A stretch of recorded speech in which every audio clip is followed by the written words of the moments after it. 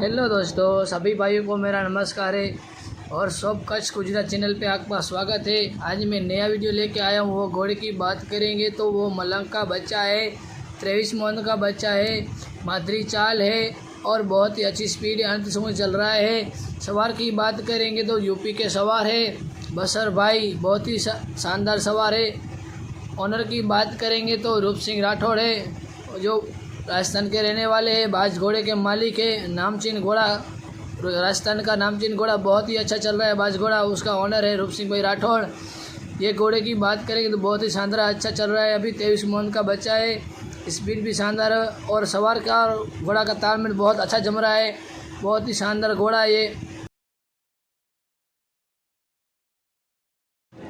और सब कच्छ गुजरात चैनल को सब्सक्राइब कीजिए, शेयर कीजिए और लाइक कीजिए, ताकि आपको नया वीडियो आए तो उसका नोटिफिकेशन आ जाए और अच्छे अच्छे घोड़े के वीडियो देखने मिलेंगे। इसमें सीधी चालबाज के घोड़े बहुत ही ऐसे वीडियो देखने मिलेंगे हमारे चैनल पे।